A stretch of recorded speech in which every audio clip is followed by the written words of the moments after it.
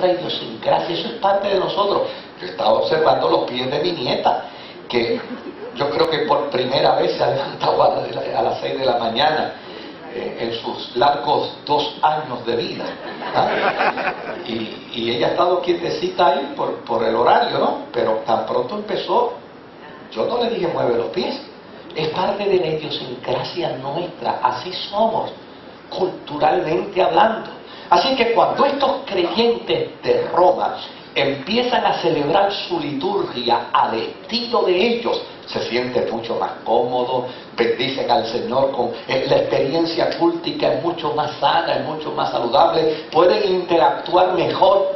Desde luego, el edicto claudino se acabó. Y cuando el edicto claudino se acaba, entonces los judíos pueden regresar de nuevo a Roma. Y cuando los judíos regresan de nuevo a Roma, ellos regresan pensando que todo está como ellos lo dejaron. Todo está como nosotros lo dejamos. Cuando lleguen allá, cuando nosotros lleguemos allá, los hermanos se van a alegrar muchísimo, van a festejar nuestra llegada y ya tú verás que todo está como lo dejamos. Pero cuando llegaron a Roma, los cristianos judíos que fundaron la iglesia en Roma se escandalizaron y vieron que nada de lo que ellos habían establecido ahora existía en la liturgia. Por el contrario, muchas de las cosas que ellos creían fundamental habían desaparecido. Ya no estaba el sistema religioso de las comidas como ellos lo habían establecido. Ahora los cristianos romanos comían lechón, comían langosta, comían jueyes, comían cosas que antes a ellos les eran prohibidas como parte del proceso de la experiencia litúrgica religiosa. Y ante esta situación, los creyentes judíos que llegan a Roma se escandalizaron. Y cuando ellos se escandalizaron, entonces empezó la confrontación. Y cuando empieza la confrontación, entonces adviene el mal testimonio, porque en lugar de ser creyentes de unidad, eran creyentes de desunión. En lugar de ser creyentes de paz, eran creyentes de violencia. Y en lugar de reunirse para bendecirse y para edificarse los unos a los otros, llana y sencillamente se reunían para disputar, para discutir y para contradecirse.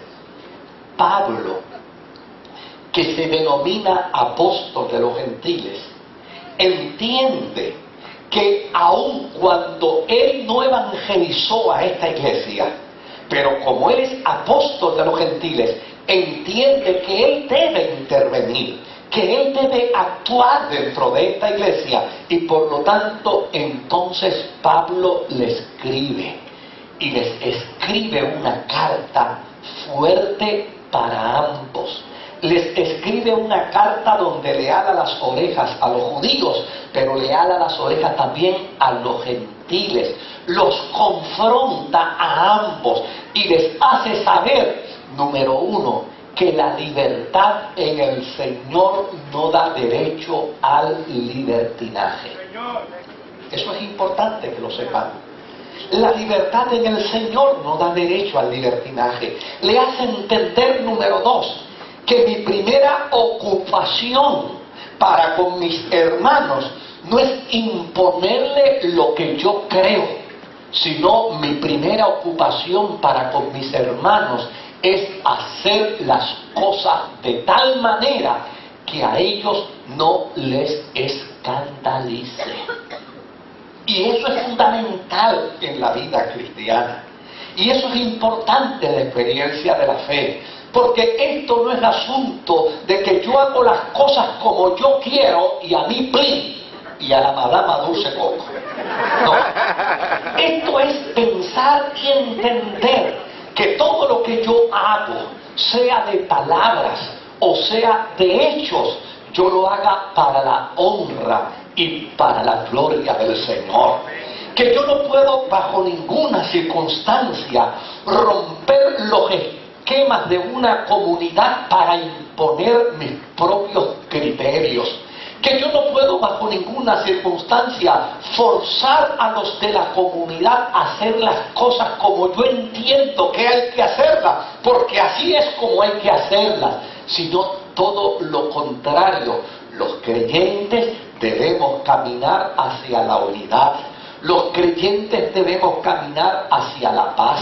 Los creyentes debemos caminar hacia lo justo. Los creyentes debemos caminar hacia lo honesto. Y aquí no es la ley del más fuerte, sino es todo lo contrario. En la experiencia de la vida cristiana, la ley del más fuerte no existe. Existe la ley del más débil.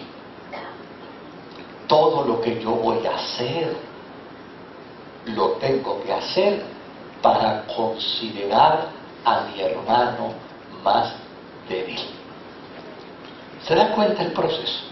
Esto es lo que fuerza al apóstol San Pablo a escribir esta carta a estas dos comunidades.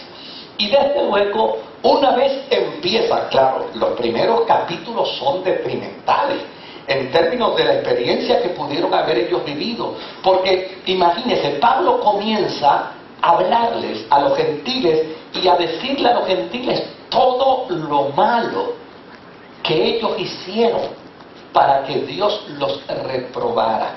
Y Pablo comienza diciéndole a los gentiles: ustedes en un tiempo, en un momento, vinieron a estar en el plan de Dios, pero ya y sencillamente ustedes decidieron cambiar el plan y el propósito de Dios y se entregaron a la lujuria, se entregaron a la inmundicia, de tal manera que en lugar de adorar al Creador, decidieron adorar a las criaturas. Y Pablo siguió diciéndole, óigame, hasta del mal que iban a morir los gentiles.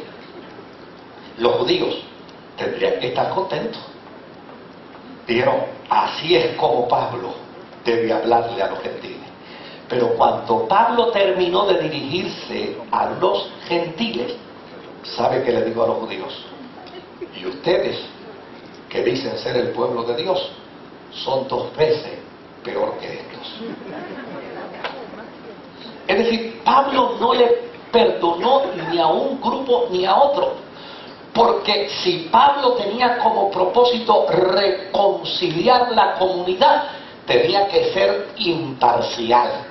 Y para lograr el objetivo de la reconciliación, la imparcialidad era vital y era importante. Ahora, después que Pablo lograra exponer la imparcialidad en los 2 grupos, entonces Pablo empezó a recomendarle lo mismo a uno que al otro.